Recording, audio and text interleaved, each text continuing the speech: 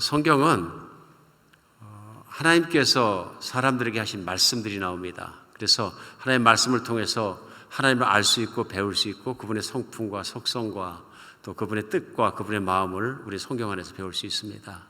성경 안에 또한 하나님의 사람들이 하나님께 드리는 말씀들이 나옵니다. 그래서 오늘은 본문 말씀이 시편인데 시편은 대표적으로 하나님의 사람들이 하나님께 올려드리는 찬양, 기도의 내용들이 가득 나옵니다. 오늘 본문이 시편 6편인데요. 6편은 하나님께 예배한 사람 중에서 대표적인 예배자입니다. 성경에 나오는 다윗이라는 사람이 쓴 것으로 알려져 있습니다. 그런데 다윗이라는 사람이 쓴 시편 중에 여러 가지 종류의 시편이 있습니다만은 그 중에 대표적으로 회개의 시편이 7편이 시편에 올려져 있습니다. 오늘 여러분과 제가 함께 받는 이 시편 6편은 대표적인 회개의 시편입니다. 그래서 오늘 시편을 시작하자마자 하나님 앞에서 떨리는 마음으로 나가는 것을 알 수 있습니다. 그러면서 여호와의 주의 분노로 나를 책망하지 마시오며 주의 진노로 나를 징계하지 마옵소서. 여호와여 내가 수척하였사오니 내게 은혜를 베푸소서. 여호와여 나의 뼈가 떨려오니 나를 고치소서 하는 말씀으로 시작합니다. 3절에는요 나의 영혼도 매우 떨리나이다. 여호와여 어느 때까지니까. 7절 보면요 내 눈이 근심으로 말미암아 쇠하며 내 모든 대적으로 말미암아 어두워졌나이다. 8절에는 악을 행하는 너희는 다 나를 떠나라. 여호와께서 내게 울음소리를 들으셨도다. 떨림이 있고요, 두려움이 있고요, 울음소리가 있고요, 밤새 눈물을 흘려서 침상을 띄울 정도로 힘들기도 하고요. 아주 아픈 시간을 지나가는 다윗의 그 마음속에 느낀 걸 그대로 시편에 올려놓은 것을 우리는 알 수 있습니다. 생각해보면 가장 절망적인 순간에 다윗이라는 사람이 이 시편을 생각하면서 썼다 하는 것을 우리는 알 수 있습니다. 오늘 이 시편을 보면서 우리 생각할 수 있는 것이 누구에게나 이런 절망적인 순간이 있을 수 있다 하는 것을 생각하지 않을 수가 없습니다. 그런데 오늘 말씀을 읽다 보면 말씀 안에 물론 다윗이 자기 환경이 지금 어렵고 절망적이고 죽음 직전에 있는 것 같고 아프고 그런 환경 속에 있는 것을 알 수 있습니다. 그런데 환경이 아프게 하고 그를 누르는 것보다 더 두려워하는 것이 다윗의 안에 있는 것을 우리는 느낄 수 있습니다. 그 두려움이 뭐냐면요 오늘 1절에도 나와 있는 것처럼 여호와여 주의 분노로 나를 책망하지 마시오며 주의 진노로 나를 징계하지 마옵소서. 하나님을 믿는 사람도 하나님을 사랑하는 사람도 두려워하는 것이 있습니다. 그것이 무엇이냐면 하나님께 미움받는 것입니다. 그렇죠? 심지어는 하나님께 버림받는 것입니다. 얼마나 두려운 일입니까? 믿음이 있으면 있는 것만큼 이건 참으로 두려운 일입니다. 오늘 다윗이 얘기합니다. 주님의 분노로 하나님의 진노로 나를 책망하지 말아달라. 용서를 구하는 거죠 사실은. 하나님 꾸짖지 말아 주시옵소서. 주의 진노로 나를 징계하지 마옵소서. 내가 많이 수척됐고 은혜를 그러하오니 내게 은혜를 베푸소서. 그러면서 여호와의 내 뼈가 떨립니다. 사람이 진짜 두려우면 뼈가 떨리죠. 덜덜 떨려서 떨리는 걸 컨트롤할 수가 없습니다. 움직이기도 힘들고 그런 걸 알 수 있습니다. 오늘 말씀 속에 다윗이 얼마나 두려워했느냐 하는 것이 나옵니다. 그런데 그의 두려움이 단순히 환경이 힘들기 때문에 가장 힘든 절망적인 환경 아래 있기 때문에 그런 것보다도 더 두려운 건 오늘 1절 시작하면서 나온 하나님 앞에서의 두려움입니다. 하나님 앞에 두려움을 가질 필요가 없는데 하나님 앞에 두려움을 느끼는 것은 뭐냐면 환경이 악하고 절박한 환경이 내게 다가온 것이 나의 잘못으로 인했고 하나님께서 나에게 벌 주신다는 느낌을 가지고 있는 걸 우리 느낄 수 있습니다. 여기서 이런 모습들을 보면서 우리도 생각할 수 있는 것이 하나님의 버림을 받는다고 생각하면 참 끔찍한 일이다. 참으로 두려운 일이다 하는 것을 함께 생각할 수 있는 것 같습니다. 물론 예수님을 믿지 않는 분들에게는 이게 하나님의 버림을 당한다거나 이런 것에 대해서 두려움을 그렇게 쉽게 잘 못 느끼실 것입니다. 그러나 예수님을 믿지 않는 분들도 이 두려움을 느껴야 할 때가 꼭 온다 하는 것입니다. 오늘 왜 그러느냐 하면은 하나님께서는 물론 예수님을 안 믿는다 해서 하나님을 안 믿는다 해서 그런 사람들 다 버리시지는 않으셨습니다. 버리시지 않으셨습니다. 그 말씀은 뭐냐 하면 하나님이 예수님을 안 믿는 사람을 안 버리셨기 때문에 이 땅을 사는 동안에 예수님을 안 믿는 사람, 하나님을 믿지 않는 사람도 일반적인 은혜를 누립니다. 세상은 창조자가 지으시고 하나님이 만드시고 하나님이 다 만들어 주셨는데 사람이 만든 것은 아닙니다. 어떤 것도 만들 수 없습니다. 인간은 사실은 이미 있는 것이죠. 그런데 그 창조자 하나님을 믿지 않는다 해서 하나님이 당장 버리시지는 않았다 하는 것을 느끼는 것이 뭐냐면, 안 믿는 분들에게도 똑같은 기회와 또 세상을 살아가면서 햇빛도 주시고 공기도 주시고 기회도 주시고 체력도 주시고 인생으로 태어나게도 하시고 또 인생을 살아가면서 내 마음속에 있는 소원들이 이루어지게도 하시고 기쁘게도 하시고 여러 가지 일반적 그런 은혜들을 베풀어 주셨습니다. 그래서 하나님께서 이런 은혜를 주셨다 하는 것입니다. 성경도 하나님은 악인에게나 의인에게나 공평하게 비도 내려주시고 햇빛도 비춰주시고 은혜를 주신다 이렇게 말씀하십니다.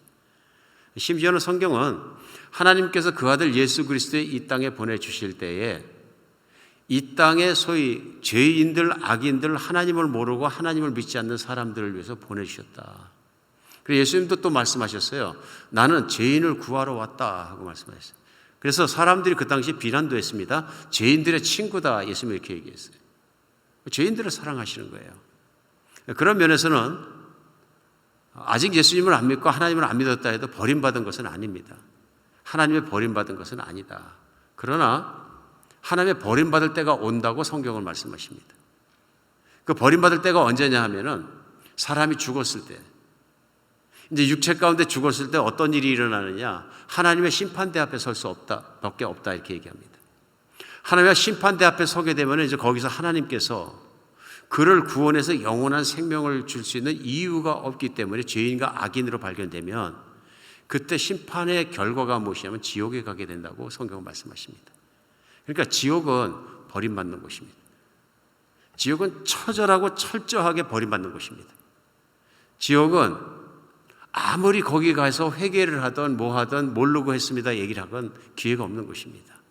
처절하게 버림받는 것이기 때문에 지옥에서는 절대로 하나님을 영원히 만날 수 없는 것이다. 영원히 죽을 수도 없고 영원히 만날 수도 없는 것이다. 그러니 희망이 없다는 것, 처절한 지옥인 것이 무서운 것이죠. 성경은 그것을 전하고 있습니다. 희망이 없다는 것이 얼마나 무서운 것인지를 최근에 제가 어떤 비디오 영상을 보면서 처절하게 함께 동감한 적이 있습니다. 희망이 없으면 사람이 살기 너무 어렵지 않습니까? 그 아프가니스탄에 미군이 철수하면서 우리 많이 당혹했습니다. 그런데 탈레반이 정권을 잡아가지고 이제는 탈레반 밑에서 신음하는 사람들이 많이 생겼다. 근데 사실은 아프가니스탄에 탈레반이 오래전부터 있었습니다. 우리 한국에서 선교 나갔던 팀들도 바로 그 탈레반에 잡혀서 인도하고 가셨던 목사님을 순교하시고 성도들도 붙잡혀서 상당한 고난을 당하고 나온 적이 있는데요. 탈레반들이 그렇게 지독한 사람들인 거죠. 이미 오래전부터 탈레반들은 미군이 점령하고 있는 기간 20년 동안에도 그 뒤에서 소위 미군을 도운 것 같거나 미국 회사에 일을 했거나 유럽 회사에 일을 했거나 그런 사람들이 있으면 집에 찾아가서 악행을 합니다.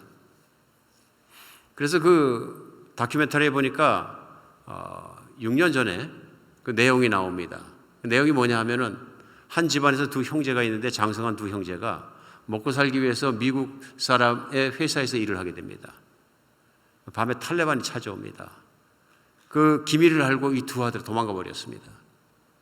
그런데 아버지는 관계가 없을 줄 알아서 아버지가 나갔는데 이 탈레반이 와서 아들을 찾다가 둘 찾다 못 찾으니까 아버지를 죽여버렸습니다.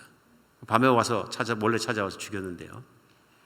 아들이 놀래갖고 이제 집에 들어갈 수가 없는 겁니다. 아버지를 잃어버린 것뿐만 아니라 이제는 탈레반이 자기들을 노리고 있다는 걸 알았기 때문에 뭐 숨을 데가 없는 겁니다. 집집이 친구 집이랑 숨어 다니면서 사는데 결국은 길은 하나밖에 없습니다. 아프가니스탄에서 도망 나가는 것입니다. 탈레반 조직이 쫙 깔려 있기 때문에. 그래서 이 사람들이 그 찾은 곳이 뭐냐면 그 소위 도주시켜주는 사람들인데요. 불법 탈출시켜주는 사람들인데 이 사람들이 1인당 10,000불을 달라 합니다. 근데 이분들에게는 어마어마한 돈입니다. 아무리 열심히 일해도 한 달에 100불 많이 벌어야 200불밖에 못 버는 사람들에게 10,000불이라는 것은 어마어마한 돈입니다. 정말 친척들과 다 동원해서 목숨을 걸고 차도 팔고 다 팔아가지고 그 돈을 내고 갑니다. 가는데 그리스까지 가기 위해서는 7,000km를 걸어서 가야 된다.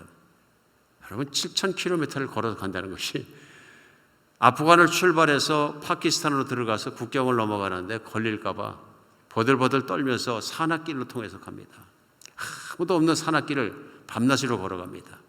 파키스탄을 우여곡절 끝에 넘어갔는데 파키스탄을 국경 전체까지 동에서 서까지 터키까지 건너가는데 어마어마한 장정을 어마어마한 산악 지역을 그대로 가면서 겪는 고통이 이루 말할 수가 없습니다. 낙오하면 죽는 겁니다. 그냥. 그러니까 예를 들어 한 3,000km 왔는데 중간쯤 와서 낙오하면 먹을 것도 없고 아무것도 없고 안내자도 없기 때문에 돌아가는 길도 모르고 죽는 겁니다. 그런데 안나는 자가 희망 없는 얘기를 합니다. 뭐라 그러냐면 130명을 인도하고 갔었는데 이 중에서 한 2% 정도가 성공할 것이다. 여러분 이거 희망이 거의 없는 것입니다. 아니가 가다 보니까 체력이 약한 사람들은 다 떨어져 버립니다. 그래서 보니까 그냥 누워 있습니다. 산악에. 죽는 거죠. 아무도 모르게 혼자 죽는 거죠. 그런 상황을 걸어가는데 터키를 어떻게 천신만고 때 건너가다가 터키 국경에서 붙잡힙니다. 경비원에게 붙잡혀가지고 발각이 돼가지고서는 그 중에 태반은 재송환 돼서 아프가니스탄으로 돌아갑니다. 그 남은 사람들이 터키를 통과해서 이제는 그리스를 가기 위해서 배를 탑니다. 배를 탔는데 고무보트에다가 수많은 사람들이 빼곡히 탔는데 가다가 그리스 정찰하는 해군에게 붙잡힙니다. 그랬더니 그리스 정찰하는 해군이 엔진을 띄워버리고 바닥에다 구멍을 내버렸어요. 그러니까 엔진이 없으니까 가지도 못하고 구멍이 났으니까 열심히 여러 사람이 퍼다니지만 생존하기가 어려운 거예요. 허덕거리는 거예요. 그런 상태에서 그들의 소망은 하나밖에 없다고 다들 얘기합니다. 그건 경찰선이 와가지고 잡는 것입니다. 그런 목숨은 살 수 있기 때문에 이제는 탈출은 둘째치고 살아남는 것 때문에 한밤중에 바다의 한복판에서 물을 퍼내면서 사투를 벌입니다. 그때 터키 해군이 발견해서 그들을 붙잡습니다. 다 포로가 됩니다. 그래 몽땅 붙잡혀가서 터키로 돌아가서 수용소에 갇히게 되는데요. 거기에서 몇몇 명이 탈출을 합니다. 그 두 형제가 탈출하는 사람 중에 하나고 극소수 탈출을 해가지고 그리스를 넘어갑니다. 그래 보니까 그리스에서 끝난 것이 아니라 그리스도 먹고 살 길이 없고 붙잡히면 또 추방당하기 때문에 밤길을 따라 산을 따라서 걸어가지고 불란서 파리까지 걸어가는 장정이 나옵니다. 7,000km 이상을 걸은 거죠. 대단하다는 생각을 했습니다. 어마어마한 거리이고 그러니까 출발한 지 일주일도 안 돼서 터키제 아프가니스탄제 신발이라 그러는데 신발이 다 떨어져 갖고 맨발바닥이 나오는 거예요. 그 맨발바닥으로 그걸 걸어서 몇천 킬로미터를 간다는 것이 먹을 것 떨어지고 길 가다 물 떨어지니까 산속에서 아무 물이나 먹습니다. 먹으면 죽을지 모르는데 안 먹어도 죽고 먹어도 죽으니까 먹어야 된다 먹습니다. 그 비참한 장면이 다 나왔는데요. 정말 희망 없는 사람들이다. 그래 파리 들어가면 이제 희망을 찾았구나 그랬는데 파리에서 희망 없기는 똑같습니다. 파리에서 잡히면 아프가니스탄으로 재송환된답니다. 길은 뻔한 것입니다. 갈 곳도 없고 도와줄 사람도 없고 일할 곳도 없고 돈도 없고 아무것도 없습니다. 그런 상태에서 살 길이 없으니까 먼저 파리에 도착한 아프가니스탄 출신 사람들하고 같이 자리 깔고 눕은 겁니다. 구호단체에 가면 하루에 한 끼씩 밥을 준다고 그럽니다. 오직 생명은 그거 하나밖에 없습니다. 밥 하루 한 끼 얻어먹는 것. 나머지는 아무 길이 없으니까 공원에 누워 있습니다. 화면의 마지막에 이렇게 끝났습니다. 아무런 희망도 없고 기다리는 것도 없다. 젊은이 두 사람이 희망도 없이 공원에 누워서 하늘만 쳐다보고 있습니다. 제 마음이 너무 답답했습니다. 희망이 없다는 것. 희망이 없다는 것 얼마나 힘들고 아픈 것인지를 공감하게 됩니다. 여러분, 지옥은 그 정도가 아니라 끝없이 희망이 없는 거죠. 창조자의 자비하심 앞에 들어가야지 길이 나오는데 길이 없는 곳입니다. 우리 살다가 힘들면 이렇게 힘드니 차라리 죽는 게 낫겠다 말하는 분이나 생각한 분들이 계시고 심지어는 실제로 자살하는 분들도 있습니다. 그게 아니라는 거죠. 정말로 두려운 것은 그런 희망이 없는 곳에 들어가는 것이죠. 하나님의 철저하게 버림당한 곳을 들어가는 것입니다. 오늘 다윗은 자기가 신앙인이었으면서도 혹시 하나님께서 나를 구해주지 않으시면 어떡하나 그 두려움이 있는 것을 시편 6편 1절에서부터 쭉 읽으면서 느낄 수 있습니다. 두렵습니다. 그러니까 떨립니다. 뼈가 떨리기도 하고 살이 떨리기도 하고 힘들어합니다. 하나님 앞에서 떨리는 모습을 볼 수 있습니다. 오늘 다윗이 그런 생각을 할 수밖에 없는 것은 아마도 다윗이 이런 고난이 자신의 죄악 때문에 온 것임을 실감하고 있다는 것을 우리는 알 수 있습니다. 성경에 보면 다윗이 어릴 때부터 하나님의 부르심을 받아서 이스라엘의 왕이 될 것이라고 부르심을 받습니다. 아마 티네이저 때 그런 소명을 받은 것 같습니다. 그런데 그 이후로 고난이 닥쳐가지고 13년간을 자기 장인이었던 사울왕의 쫓김을 받아서 도망다닙니다. 그런 고난도 있었지만 오늘 고난은 그보다 더 극심한 절망적 고난인 것 같습니다. 근데 그 뒤에 다윗이 물론 왕이 되고 통일 왕국을 이루고 힘센 나라가 되어가지고 한때는 다윗이 이제는 전쟁하지 않아도 장군들만 보내도 다른 나라들을 점령하고 조공을 받고 할 만큼 강력한 군주가 되었습니다. 그때쯤 되자 다윗은 한가해졌고 다윗이 낮잠을 즐기고 나와서 성에서 이렇게 쳐다보니까 어떤 여자가 목욕을 하고 있습니다. 왜 대낮에 왜 목욕을 했는지 그건 알 수가 없습니다. 그렇게 만나게 된 거죠. 목욕하는 그 여자를 보고 다윗의 마음속에 음심이 들어가지고 그를 잡아오라고 합니다. 그래서 결국 간음하게 되고 알고 보니까 자기 부하의 충직한 부하의 와이프예요. 큰 죄를 진 거죠. 그래서 정부는 자기 죄를 덮기 위해서 그 부하를 죽이게 됩니다. 하나님 보시기에도 끔찍한 죄를 짓게 된 것이죠.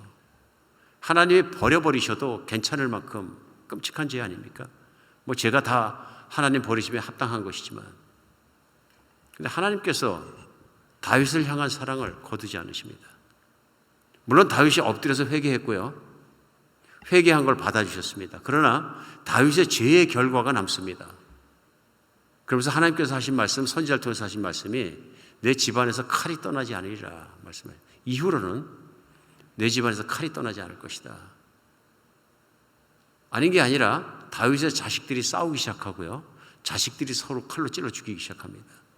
질투하기 시작하고요. 그 사건으로 말미암아서 다윗의 아들 중에 하나인 압살롬이 다른 형제를 죽인 사건으로 말미암아서 형제에 대해서 앙심을 푼 것뿐만 아니라 자기 아버지에 대해서도 앙심을 품게 됩니다. 그래 드라마 같은 이야기죠. 그래 결국은 아버지를 향해서 반란을 일으키게 되고 그 반란에 이스라엘 백성의 절대 다수가 압살롬에게 마음이 다 휘어들어갑니다. 그래가지고 다윗이 탈출하게 되는 거죠. 머리를 풀어 헤치고 맨발로 울면서 그 성을 도망 나오게 됩니다. 자기를 따른 소수의 사람들과 희망도 없이 도망들. 이런 환경 속에서 시편 6편을 생각한다면 이해가 갑니다. 충분히 이해가 갑니다. 희망이 없습니다. 어디를 봐도 군대도 충분히 없고 이제는 일어날 길이 없습니다. 또 성도 빼앗겼고 주권도 빼앗겼고 다 뺏겼습니다. 백성도 아들의 편이고 이제는 아들의 군사들에게 붙잡혀서 죽는 일만 남았습니다. 과거에는 왕을 죽여야지 왕이 되기 때문에 반드시 찾아와서 죽일 텐데 이제 도망자의 신세가 되었다. 그 환경 속에서는 충분히 6편이 이해가 갑니다. 하나님을 바라보아도 내가 잘못했기 때문에 칼이 떠나지 않더니 이제는 아들이 뒤집어져서 이런 환경을 하나님 허락하시는 것 보니까 이제는 나는 죽었다. 죽음이 그 앞에 있다고 생각하니까 오늘 본문 가운데서도 그가 죽을 수 있다고 고백을 합니다. 그래서 5절에 보면요. 사망 중에는 주를 기억하는 일이 없사오니 스올에서 주께 감사할 자가 누구리이까. 스올은 히브리인들이 말하는 지옥입니다. 하나님, 사망하고 나서 하나님께 감사할 사람이 어디 있겠습니까? 지옥에서는 하나님의 은혜도 받지 못하고 버림받는 곳인데 제가 지옥에 들어가면 어떻게 하나님께 감사하고 하겠습니까? 하나님 저를 살려주세요 하는 기도를 오늘 올리고 있는 것을 알 수 있습니다. 오늘 말씀 속에 이렇게 보면은 다윗이 실제 크게 두려워하는 것은 뭐냐면 이런 환경이나 절망적인 그런 환경 밑에 있으니까 하나님께서 버리시진 않으셨을까 힘들어하는 것입니다. 다른 회개의 시편에도 다윗의 시편 중에 그런 내용이 나오는데요. 내가 앞을 보아도 하나님께서 계시지 않고 뒤를 보아도 계시지 하나님 어디 계시나이까 하고 헤매는 장면이 나옵니다. 힘들 때 고난 속에 있을 때 느낄 수 있는 거죠. 우리도 세상을 살아가면서 힘들 때, 고난 속에 있을 때 경험합니다. 그때 이런 마음 들 수 있습니다. 하나님이 나를 버리셨는가? 나를 힘들게 하시는가? 이런 마음을 들 수 있다 하는 것입니다. 근데 오늘 시편은 분명한 것 한 가지를 저희들에게 가르쳐 줍니다. 하나님은 버리지 않으셨다. 하나님은 다윗의 집에 칼을 떠나지 않게 하셨지만 하나님은 다윗의 집에 칼이 떠나지 않고 그로 말미암아 분쟁이 일어나고 인간의 타락한 속성 속에서 아픔 속에서 살아갈 수밖에 없는 환경을 주셨지만 그 환경 속에서 다윗을 깨어나게 하시고 좋은 군주가 되게 하시고 왕이 되게 하시고 하나님을 대신해서 이스라엘을 섬기고 치리할 수 있을 만한 왕으로 세우시기 위해서 그를 깨우고 계신 것을 알 수 있습니다. 하나님이 그를 깨우는 회초리가 바로 고난을 주신 것을 알 수 있습니다. 다윗이 죄악이 언제 일어납니까? 편안할 때, 권력 있을 때, 형통할 때, 그때 일어나거든요. 왜요? 하나님을 떠납니다. 다윗 같은 하나님의 사람도 편안할 때는 하나님을 등한시하고 예배에 등한시하고 하나님을 떠났다는 것을 우리는 생각할 수 있습니다. 하나님은 그것을 깨워주시는 겁니다. 하나님은 그를 죽이기 위해서 그 환경을 허락하신 것이고 악한 환경을 허락하신 것이 아니라 그를 살리시고 깨우시고 영적으로 일으키시기 위해서 하고 계신다는 것을 우리는 느낄 수 있습니다. 오늘 그래서 저희도 세상을 살아가면서 때때로 신앙인들도 고난을 겪습니다. 오늘 우리가 당하는 고난이 모두 다 내가 잘못했기 때문에 죄졌기 때문에 하나님께서 주시는 것 같지는 않습니다. 그러나 우리 하나님께서는 때때로 우리가 어떤 고난 속을 통과하게 하심으로 말미암아서 우리를 깨어나게 하실 때도 있다는 것을 우리 성경 안에서 믿을 수밖에 없습니다. 하나님은 한번 구원시켜놓고 우리가 무관하게 그냥 버려두시는 분이 아니시라 하나님은 우리에게서 눈을 뜨지 않으시고 믿는 사람을 관찰하시며 함께 가시는 분이십니다. 때때로 우리는 이해할 수 없는 고난을 당하기도 합니다. 아픔 속에서 그 고난의 이유를 찾으려고 몸부림치기도 합니다. 그러나 중요한 것은 하나님께서 우리를 깨우시기 위해서 주시는 채찍에 그런 고난이 있을 때도 있을 수 있다 하는 것입니다. 히브리서 12장 말씀은 그것을 잘 정리합니다. 4절로 6절로 이렇게 말씀하세요. 너희가 죄와 싸우되 아직 피 흘리기까지는 대항하지 아니하고 또 아들들에게 권하는 것 같이 너희에게 권면하신 말씀도 잊었도다. 일렀을 때 내 아들아 주의 징계하심을 경히 여기지 말며 그에게 꾸지람을 받을 때 낙심하지 마라. 주께서 그 사랑하는 자를 징계하시고 그가 받아들이시는 아들마다 채찍질하심이라 얘기합니다. 뭐라 그럽니까? 우리가 죄와 싸우되 피 흘리기까지 싸우지 않는다. 철저하게 싸우지 않는다. 하나님을 떠나는 것이 죄입니다. 하나님을 멀어지는 것이 죄입니다. 그런데 죄의 욕망이 있고 죄의 요구가 있고 죄의 유혹이 있더라도 그것과 싸우되 끝까지 싸우지 않고 어지간히 싸우고 말아버린다 하는 얘기입니다. 그러다 보니까 결과가 뭐냐면 죄 가운데 하나님의 백성이 들어가게 된다. 그러나 하나님께서는 그를 버리지 않기 때문에 하신 일이 뭐냐면 그를 징계하신다 그럽니다. 7절에서는 히브리서 12장에 뭐라고 하시냐면요. 너희의 참음은 징계를 받기 위함이라 하나님의 아들과 같이 너희를 대우하시나니 어찌 아버지가 하지 않는 아들이 있으리요. 징계는 다 받는 것을 너희에게 없으면 사생자의 친아들이 아니니라. 사람이 사랑하는 자녀를 갖다가 훈육하는 것처럼 하나님께서 사랑하는 자들을 징계를 주고 나무라시고 때로는 때리심으로 말미암아서 깨닫게 하신다. 하나님의 자녀이기 때문에 그렇다. 그러니까 하나님이 거들떠보지 않는다면 그 사람은 버림받은 사람이다. 성경은 또한 그렇게 말씀하시는 것입니다. 오늘 하나님께서 그런 의미에서의 징계를 주실 수 있다. 그래서 우리가 고난을 당할 때, 힘든 일을 당할 때 우리는 하나님을 바라보아야 한다는 것입니다. 하나님을 바라보아야 한다. 오늘 다윗은 그것을 알고 있었습니다. 하나님과 무관하게 이런 일이 내게 일어나지 않는다는 것입니다. 가졌던 권력을 다 잃어버리고 사랑했던 사람들 다 잃어버리고 원수처럼 죽이려는 사람만 일어나고 이런 환경이 그냥 일어나지 않았다는 것입니다. 하나님이 허락하셔야 일어난다는 것을 알고 있었습니다. 하나님이 허락하시면 다윗은 경험한 사람입니다. 소수의 자기 군대를 데리고 수천 수만 명의 적군을 갖다 무너뜨릴 수 있다는 것을 항상 하나님의 능력을 체험하고 산 사람입니다. 오늘 자기가 당하는 고난 가운데서 절망 가운데서 그걸 느끼는 것입니다. 하나님께서는 이걸 막아주실 수 있고 허락하지 않을 수 있는데 하나님께서 이유가 있어서 나에게 주신 고난이 있다고 느낀 것입니다. 오늘 근데 여기서 다윗의 걱정이 드는 것은 영영 나를 버려버리시면 어떡하나? 내가 죽어버리면 어떡하나? 무슨 소용이 있나? 오늘 생각하고 있는 것입니다. 우리 어린아이들이 그러죠. 어린아이들이 혼내면 맞아서 무서운 것보다 부모가 더 무서워집니다. 그렇죠? 근데 부모가 막 아버지가 막 자식을 죽일 듯이 막 그냥 감정이 나가지고 막 그러면 아이들한테는 충격적인 사건입니다. 아버지의 힘으로 나를 죽일 수 있거든요. 그리고 나는 아버지의 사랑을 받아야 사는 사람인데 화가 났다고 막 그래 놓으면 이 아이가 마음속으로 아버지란 존재에 대해서 갈등하기 시작하는 겁니다. 그렇죠? 믿을 수 없는 존재로 생각할 수도 있고요. 갈등하게 돼 있는 거죠.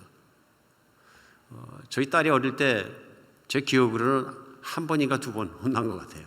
거의 혼나지 않았던 것 같은데 말만 해도 그냥 알아듣고 잘 따라듣고 그런 성격이었던 것 같아요. 한 번은 제가 보니까 엄마한테 호되게 혼났어요. 엄마한테요. 근데 아빠는 둘째치고라도 엄마는 정말로 따뜻하고 혼내지 않는 사람으로 철저한 자기의 안식처로 생각하고 있었는데 엄마가 혼내고 나니까 제가 보기에 때리지도 않았어요. 말로 혼냈어요. 근데 애가 막 눈물이 철철 흐르더니 막 통곡을 하는 거예요. 막 통곡을. 제가 뭐 때리지도 않았는데 왜 저렇게 통곡을 하냐. 그러니까 왜 그러냐. 그러니까 엄마가 좀 안아줬으면 좋겠어요. 엄마가 좀 사랑한다 그러고 안아줬으면 좋겠어요. 안 때려도 엄청 아픈 거예요. 그러니까 어떤 아이들은 마음이 민감해서 엄마가 소리가 높아지고 혼내고 막 그런 모습 속에서 엄마가 나를 버렸나 하는 두려움이 확 들어오는 거죠. 엄마가 오늘부터 나를 싫어하기 시작했나. 그럼 어마어마한 두려움이죠. 그러니까 자기가 잘못했는데 엄마가 그전에 못 봤던 막 그냥 그 분노하는 모습을 보고 나니까 이제 다시는 엄마는 나를 사랑하지 않을지도 모른다는 두려움이 확 들어온 거죠. 그러니까 대성통곡할 수밖에 없는 거죠. 난 누구를 믿고 살란 말입니까? 그러니까 엄마 나를 좀 안아줬으면 좋겠어요. 사랑한다고 말해줬으면 좋겠어요. 우리 환경 안에서 절망 속에 있을 때 그런 거 느낄 수 있다고 생각됩니다. 하나님은 내게 왜 이러시나? 오늘 다윗은 기도로 하나님께 나갔습니다. 그리고 하나님 앞에 울었습니다. 얼마나 울었는지 눈이 짓물렀는지 눈이 아플 정도로 눈이 상할 정도로 그가 울었습니다. 그래서 6절에 내가 탄식함으로 피곤하여 밤마다 눈물로 내 침상을 띠며 내 이유를 적시었나이다. 내 눈이 근심으로 말미암아 쇠하며 내 모든 대적으로 말미암아 어두워졌습니다. 눈물을 너무 흘려가지고 눈이 보이지 않을 정도로 울었다는 얘기입니다. 저는 어떤 의미에서는 이것이 회개라고 생각합니다. 회개는 하나님께 돌아가는 것입니다. 하나님을 붙잡는 것입니다. 내 떠났던 내 마음이, 내 생각이, 내 삶이 모든 것이 하나님께 돌아가서 하나님 붙잡는 것입니다. 회개는 그래서 이런 진실의 눈물이 필요한 것이라고 생각이 듭니다. 한국에서 목회하시다가 지금 천국 가신 한식교회 섬기시던 이중표 목사님 계신데요. 이중표 목사님의 말씀을 전하실 때 그런 말씀하신 적이 있어요. 하나님, 회개에 눈물도 쏟지 못하는 마음에 감동이 없는 이 뻔뻔한 눈을 좀 뽑아주십시오. 하나님 앞에 답답한 마음인 거죠. 분명히 자신이 하나님으로부터 멀어졌는데 회개를 하려고 하니까 눈물조차 나오지 않은 이 뻔뻔한 나를 하나님 이 눈이라도 좀 뽑아주시옵소서. 너무 파렴치합니다. 스스로 생각해도. 이런 자신의 모습을 보고 하나님께 돌아가려는 몸부림을 그렇게 표현을 하셨어요. 요즘 가끔 신앙생활을 하면서 이주표 목사님의 말씀이 제 가슴을 때릴 때도 있습니다. 나는 너무 하나님 앞에 뻔뻔해졌다. 왜 하나님 앞에 눈물을 흘리고 회개하고 엎드러져야 될 일인데 회개하지 못하고 있을까? 우리가 많이 그렇습니다. 예배를 떠나는 건 너무나 쉽습니다. 예배 자리를 떠나는 것도 쉽습니다. 마음이 뜨거워지고 성령이 충만해지면 하나님께 나오고 싶어서 새벽 기도도 꼭 드리고 새벽에도 기도 드리고 또 묵상도 하고 하나님 찾고 낮에도 찬양 듣고 계속 하나님과 접촉하는 관계 속에 예배 속에 살아갑니다. 주중에도 예배 드리고 주말에도 예배 드리고 주일에도 예배 드리고 계속 예배로 가득 찬 삶을 삽니다. 그런데 삶이 바빠지고 뭐 여러 가지가 바빠지다 보면 자신도 모르는 사이에 예배가 하나 둘 없어지기 시작할 수 있습니다. 새벽기도 나갔다 안 나갔다 새벽도 안 나갔다가 주중 예배도 없앴다가 또 묵상 시간도 없앴다가 나중에는 달랑이자 주일 예배 하나 탁 남습니다. 주일 예배도 어떻게 하다 보니까 뭐 놀러 간다 그러면 하루 없어졌다가 뭐 하는 주일 썬데이 크리스천이 되는 거죠. 근데 사실은 따다 보면 예배의 자리를 하나님의 신앙인이 떠난다는 얘기는 무슨 얘기냐면은 하나님을 배신하는 겁니다. 하나님이 나를 사랑하실 때 그냥 사랑하시는 것이 아니라 하나님 전 존재적으로 사랑하시거든요. 그 아들 예수 그리스도의 목숨을 바치기까지 사랑하시고 나를 자녀로 삼으셔서 하나님과 그렇게 사랑하고 그렇게 동행하는 삶을 원하시거든요. 그래서 성경의 첫 번째 계명은 한 가지가 그것이죠. 마음을 다하고 뜻을 다하고 힘을 다하고 생명을 다해 주 너의 하나님을 사랑하라. 초청이거든요. 내가 너를 그렇게 사랑하고 너는 나와 함께 사랑하자. 이 신앙인데 이런 신앙을 살다가 그렇게 예배가 살아있다가 식어버리니까 사람이 할 수 있는 일이 뭐냐면 예배의 자리를 하나님 은혜의 자리를 자꾸 떠나는 거죠. 떠나는 건 배신입니다. 이 배신을 잘 모르면 가정에서 보면 금방 알잖아요. 남자와 여자가 만나서 죽도록 사랑하기로 사는데 좀 있다 보니까 남자나 여자에게 배우자 한 사람이 슬슬 마음이 떠나는 거예요. 관심이 떠나면 시간이 떠나고 사랑이 떠나면서 여러 가지가 떠납니다. 금방 느낄 수 있습니다. 배신한 거죠. 그가 한 사랑의 코미먼트나 이런 것들을 돌아서고 배신하는 거죠. 이거 괘씸하고 아픈 죄입니다. 정말 힘든 죄이죠.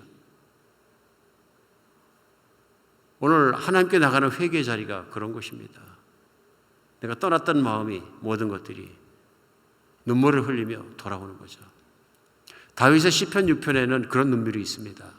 하나님 앞에 흘리는 눈물이 있습니다. 밤새도록 흘리는 눈물이 있고요.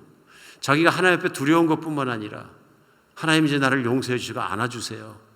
내가 많이 수척했습니다. 내 다리가 떨립니다. 내 살이 떨립니다. 내 뼈가 저립니다. 하는 내용이 시편 6편입니다. 이 내용들이 다 뭡니까? 하나님 앞에 드리는 회개와 간구와 이것들이 있는 거죠. 저는 이 기도로 말미암아 이 시편 6편을 말미암아 하나님께서 다윗을 또 끌어안아 주시고 위로해 주시고 이 환경에서 뒤집어 주시고 바꿔주셨다고 믿습니다. 어떤 환경 속에서도 우리 하나님께 돌아가야 합니다. 하나님을 붙잡아야 합니다. 하나님의 항상 관심은 나에게 있고 하나님의 사랑은 나에게 있습니다. 왜냐하면 그런 삶을 위해서 우리에게 성령을 주셨기 때문에 그렇습니다. 예수를 믿는 순간 성령을 주셔서 하나님은 24시간 한순간도 우리를 떠나지 않고 나와 함께 계신 분이 하나님이십니다. 내가 생각으로 마음으로 모든 것을 삶의 분주함으로 떠나버렸을 때 하나님의 아픔은 이루 말할 수가 없는 거죠. 배우자가 배신했다고 생각해 보십시오. 얼마나 아픕니까? 실제 성경 호세아서는 그렇게 말씀하시잖아요.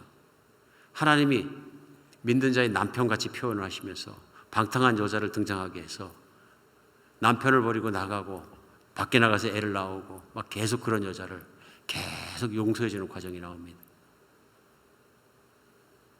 오늘 시편은 우리가 어떤 상황을 만나더라도 하나님께 돌아가는 것이 얼마나 중요한 것인가를 생각하게 합니다.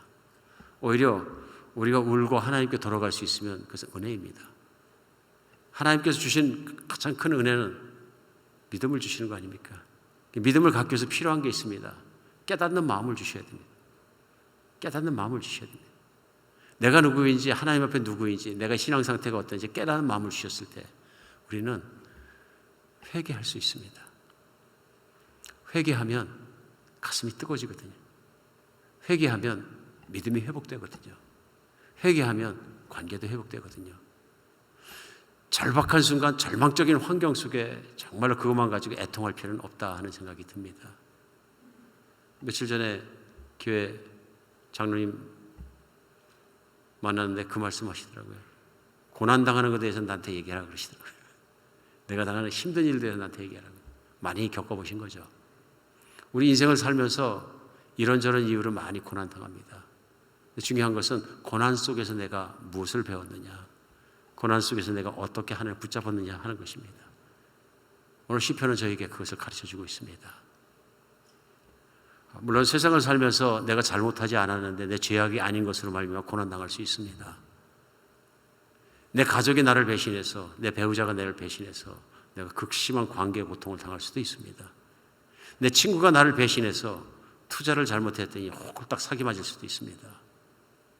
직장에서 잘못된 사람, 악한 사람을 만나서 내가 잘못한 것도 없는데 그의 어떤 그 모함과 그런 것을 말하면 엄청난 고통을 당할 수도 있습니다. 세상이 타락했기 때문에 그렇습니다. 심지어는 오늘도 운전하고 가다가 약 먹고 술 먹고 취한 사람이 차를 박는 바람에 내 차의 상해만 입는 것이 아니라 내 몸을 다치게 돼서 평생을 힘든 모습으로 사는 사람도 있을 수 있습니다. 고난은 세상을 타락했기 때문에 타락한 세상을 사는 동안에 옵니다. 그러나 우리가 어떤 고난 속에서 어떤 절망 속에서도 하나님은 하나님을 의지하고 하나님을 찾아가는 길을 배우기를 원하십니다. 오늘도 설명할 수 없는 고난 속에서 하나님을 향해서 정말로 원망이 있을지라도 우리 주님을 바라보며 하나님 안에서 하나님의 뜻을 찾고 하나님을 붙잡고 우리가 해결받는 여러분과 제가 되었으면 좋겠습니다. 네, 우리 1920년 7월 30일 날 한국 강변도로에서 교통사고를 당해서 고난당한 자매님의 얘기를 많은 분들이 압니다. 이 이희선 자매님의 자매님이 대학 다니는 동안에 아주 이쁘게 생겨가지고 사진 보니까 예전 사진이 아주 이쁘게 생겼어요. 대학교에서 미인으로 뽑힐 만큼 출중한 미인을 가지고 있고 그 재원이었었는데 그 차 사고로 말미암아서 차에 불이 나고 실신했다가 일어나니까 전신에 55도 화상을 입었어요. 55%. 대개 50%가 넘으면 못 살린다 그러잖아요. 죽을 수밖에 없는데 병원에서 화상 전문 치료하는 병원에서 살려냅니다. 그런데 물론 얼굴 피부는 다 없어졌고요. 화상에 일그러져 가지고 아주 흉한 모습으로 바뀌어버렸어요. 정상적으로 삶을 살기 어려운 모습으로 사람들 앞에 나가면 사람들이 끔찍끔찍 놀라는 모습으로 바뀌어버렸어요. 누군가 한 얘기가 생각이 나서 이 자매 얘기 간증을 들으면서 누군가 뭐라 그러냐면 Beauty is a skin deep. 여러분 이 피부가 한 1mm도 안 되잖아요. 1mm도 안 돼요. 근데 저 사람 진짜 그 여신이 강림한 것처럼 이쁘게 생겼다 그런 사람도 스킨이 뒤집어지면 뒤집어놨어요. 스킨을. 세상의 추한 모습이 됩니다. 그렇죠? Beauty is skin deep. 피부 한 장이 뒤집어지면 확 달라져 버립니다. 근데 이희선 자매님이 그런 사고를 당해가지고 손가락도 없어지고 막 물러 붙어버리고 팔도 뒤틀리고 얼굴 완전히 얼굴은 말할 필요도 없고 이런 모습까지 오는데도 그 수술을 40번 이상을 하고 어마어마한 삶과 죽음의 기로속을 뚫고 살아났는데 얼마나 절망적인 환경입니까? 그럼에도 불구하고 놀라운 것은 이 자매님이 하나님을 찬양한다는 거예요. 진심으로 하나님께 감사한다는 거예요. 손가락이 다 없어지지 않은 것 감사하고 없어진 손가락에 끝이 남아있는 것 감사하고 그 감사들을 지선아 사랑에라는 책에서 보니까 정말 가슴이 저리게 감사를 하는 거예요. 이 자매님 참 신앙이 대단하다 보입니다. 하나님 믿는 게 그런 것이죠. 하나님 믿는 게 그런 것이죠. 이게 믿음이다. 절망일 수밖에 없는 그 환경 속에서 희망을 붙잡고 미국 와서 석사학위 받고 박사학위 받고 이제는 장애가 있는 사람들, 힘든 사람들 상담하고 도와주고 하는 일에 자신의 인생을 헌신하고 살아가는 이희선 집사님이 되신 것 같은데 하나님만이 하실 수 있습니다. 아무리 절망한 상태에서 하나님 붙잡으면 하나님의 능력이 그를 붙잡고 이렇게 세우신다는 것을 알 수 있습니다. 오늘 다윗은 물론 이 시편으로 끝난 것이 아니라 이 시편 뒤에 또한 복구되는 삶, 회복되는 삶을 또 살고 일어나게 됩니다. 하나님을 얼마나 뜨겁게도 사랑하게 됐을까 생각해 볼 수 있습니다. 우리 인생에도 이런 고난을 겪을 수 있지만 고난은 인생의 전부가 아니다. 하나님 우리에게 회복의 시간과 또 우리에게 새로운 신앙의 시간을 반드시 주실 것을 믿고 주님께 나갔을 때 우리에게 놀라운 하나님의 축복이 있을 줄 믿습니다. 우리 최고의 위로는 지옥이 아니라 천국이 앞에 기다리고 있는 것입니다. 천국이 앞에 기다리고 있는 것입니다. 언젠가 누군가 하신 조커 속에 그런 얘기가 있습니다. 부부가 어느 날 한순간에 돌아가셔가지고 천국을 들어가게 되는데 천국에 갔더니 골프장에 뷔페가 가득 쌓여있더래요. 음식이. 정말로 많은 음식들이 쌓여있더래요. 그래서 거기서 둘이서 이렇게 골프장에서 음식을 퍼다오면서 그 남편이 부인에게 화가 났어요. 화가 나가지고서는 버럭 화를 내면서 하는 소리가 여보 내가 땅에 있을 때 뭐라 그랬냐. 먹을 거 시커 먹고 그래도 된다 그랬지. 왜 그러냐? 그러니까 여기 어차피 일찍 죽어서 여기 오면 이렇게 더 골프도 치고 맛있는 거 있고 좋은 데가 더 많은데 이 좋은 데 놔두고서는 그 죽을까 봐 덜덜 떨어가지고 그거 그냥 한다고 해서 그냥 괜히 조심시킨다고 고생만 시켰다 그러면서 화를 내더라고요. 웃고 말아야 될 얘기지만은 천국을 한순간 딱 보게 되면 그 위로가 너무 크고 커서 이 땅에 살아가는 삶 때문에 절망한 것 때문에 푹푹 거꾸러지지 않는다는 것입니다. 않는다는 것입니다. 하나님이 우리의 위로이고 우리의 소망입니다. 하나님을 믿는 사람에게 소망이 있고 아무리 어려운 환경과 절망 속에서도 희망이 있고 소망이 있다는 것을 믿으시기 바랍니다. 어느 어떤 환경을 들어가더라도 하나님은 우리의 희망입니다. 하나님이 나를 버리지 않으시고 버리지 않을 것이고 하나님 반드시 끝까지 영원한 삶을 살기로 약속하신 것처럼 나를 지키실 것입니다. 기도하겠습니다.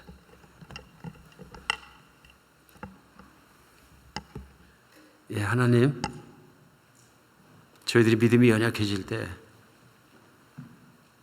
환경이 힘들 때 하나님 버림받을까 두려워합니다. 힘들어합니다. 나약해지기도 합니다. 인생에서 하려고도 합니다. 하나님, 이 시간 같이 하여 주시어서 우리가 인생의 어떤 환경을 만날지라도 하나님이 나를 사랑하시는 것과 나를 붙들고 계심으로 말미암아 하나님께 기도함으로 말미암아 내가 하나님을 의지하고 모든 악한 환경도 이기게 하여 주시옵소서. 믿음으로 승리하게 하여 주시옵소서. 우리 주 예수 그리스도 이름으로 기도합니다.